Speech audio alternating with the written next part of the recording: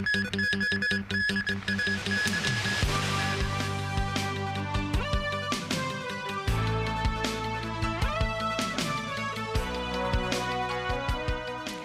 evening and welcome to TVB News. The government has signed deals with 30 mainland and foreign companies to set up office in or expand their business in Hong Kong. Organized through the Office for Attracting Strategic Enterprises, these companies will invest more than $30 billion in the city. In the initial stage, some 20 strategic enterprises will expand their businesses in Hong Kong. That includes mainland tech giants Huawei, Jingdong, and food delivery platform Meituan. This afternoon, the Office for Attracting Strategic Enterprises signed deals with these firms, presided over by Chief Executive John Lee. It is tremendously encouraging that a year later, some 30 strategic enterprises have joined us here, primed to set up or expand their businesses, their future in Hong Kong. They represent a lot of money, big dollar signs. So this is a very precious moment. Hong Kong welcomes you all with open arms. John Lee noted over the next few years, these companies will invest more than $30 billion with plans to create 10,000 jobs. He said these businesses will help support the city's rise as an IT hub, which is how China has positioned Hong Kong in the 14th five-year plan. The government says the first batch of companies covers areas spanning life science, artificial intelligence and fintech. Around 80% of the enterprises are registered in Hong Kong, but no details on how many of them are setting foot in Hong Kong for the first time. Speaking after the ceremony, Financial Secretary Paul Chan addressed the issue of whether the target of having 1,000 foreign enterprises investing in Hong Kong by 2025 is too high. The 1,000 target is to cover the enterprises to be attracted by both Invest Hong Kong and the Office for Attracting Strategic Enterprises. So you have to take into account the companies to be attracted by these two offices when you arrive at the figure. Earlier, authorities said they will not rule out providing tax or rental discounts in order to lure these investments. Paul Chan stressed that such incentives have not been offered to these enterprises this time around. A 17-year-old teenage boy attacked security guards with a knife near the government headquarters in Admiralty. Investigations are underway over the motive behind the attack. Jackie Lin with details. The knife-wielding teenager was subdued on the ground by police officers and handcuffed from behind. A backpack and a fruit knife could be seen by his side. Also called to the scene were officers carrying shields and members of the Counter-Terrorism Response Unit.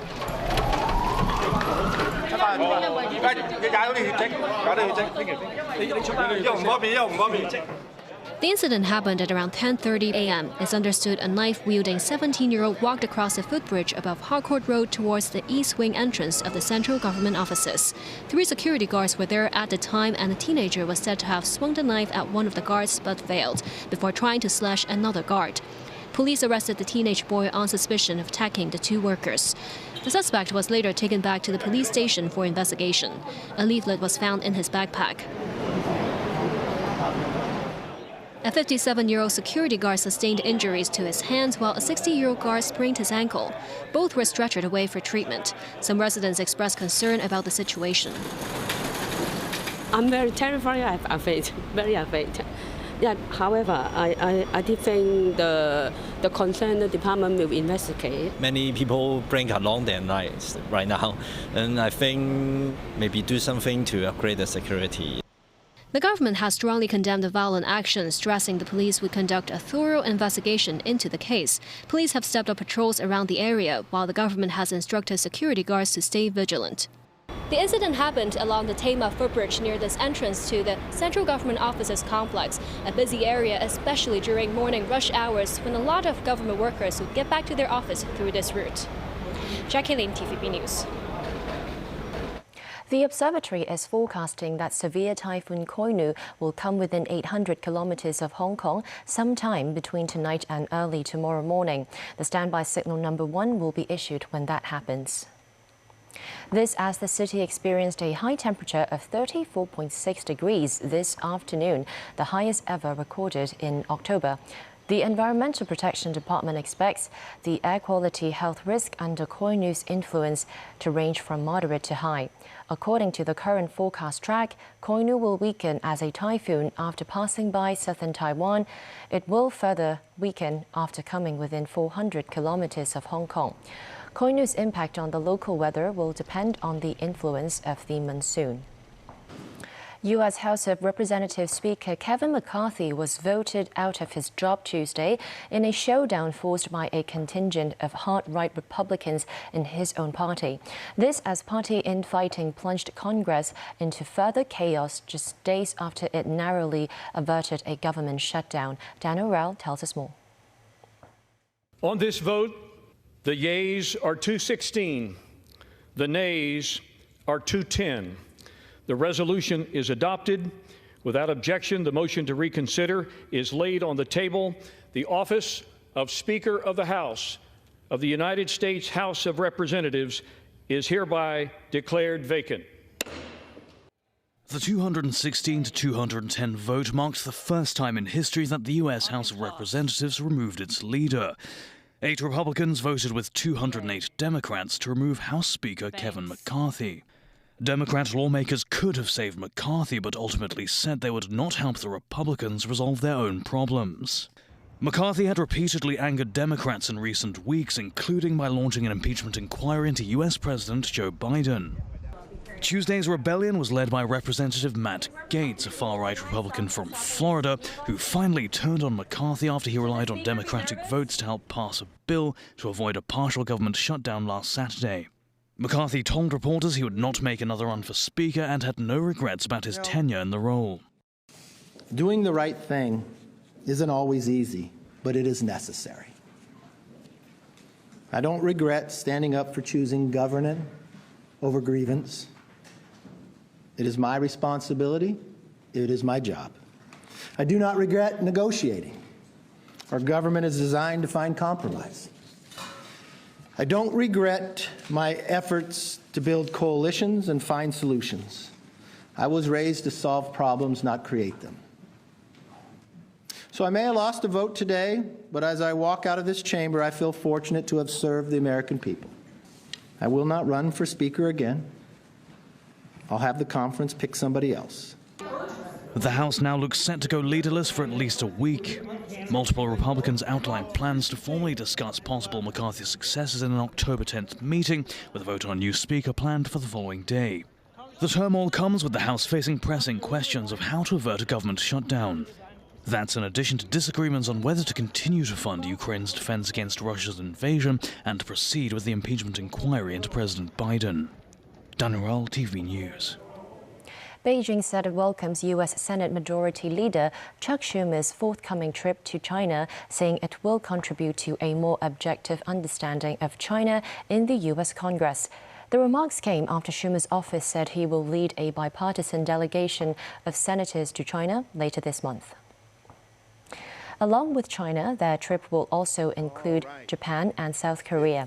The 6-senator group will be co-led by Republican Mike Crapo.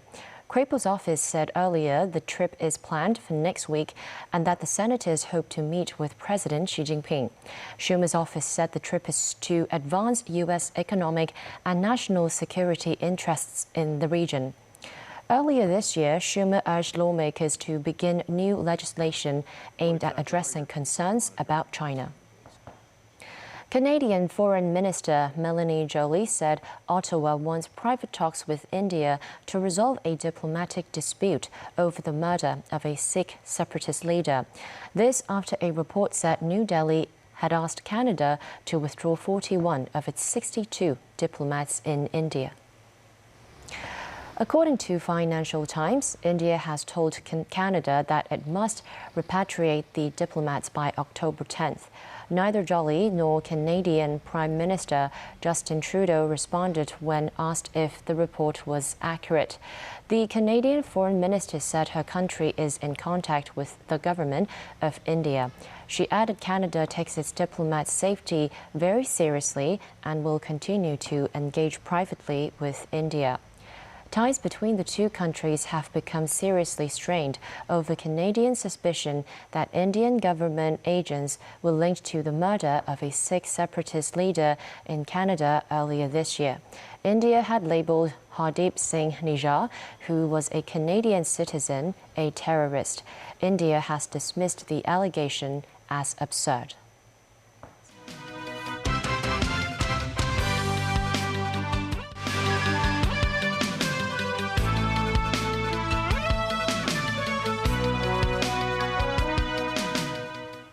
Welcome back. It's understood police have arrested 2 more men linked to the JPEX cryptocurrency exchange platform, including a television artist. It brought the total number of JPEX-related arrests to 20. Jacqueline with more. As investigations into the cryptocurrency trading platform JPEX continue, a 28-year-old man was taken from his apartment in Turmun this morning by members of the Commercial Crime Bureau of the police force, with a car towed away for investigation. Around noon, another 29-year-old man was arrested in Taipo. The man was then taken to Nam Hang Chun in Yuen Long, where his white Porsche was towed away. The sports car was believed to be proceeds from crime. Sources say the second man arrested is Cheng Chen Hei, a television contract artiste who has a YouTube channel that talks about cryptocurrency trade-related news. In a late-night notice, cryptocurrency trading platform JPEX said 68% of its users agreed to convert their JPEX assets to virtual shares under the platform's proposal, which will proceed in phases. JPEX earlier said they would buy back the shares from users after 2 years with extra dividends offered under the plan. Some JPEX users who voted against the scheme said their own stablecoin Tether and Bitcoin in their accounts have been converted to JPEX's proprietary cryptocurrency, JPC, without their permission. But starting last night, JPC's price plummeted, once dipping to even zero. One JPEX user laments it is ridiculous that the platform changed their clients' funds wantonly, and she and other victims are trying to seek compensation from the platform through civil litigation. A crypto specialist earlier said JPEX still owns some $200 million worth of stablecoin Tether, and suggested the police seek to freeze the relevant virtual assets. That would at least offer another avenue for alleged victims of JPEX to seek compensation. Jacqueline, TVB News.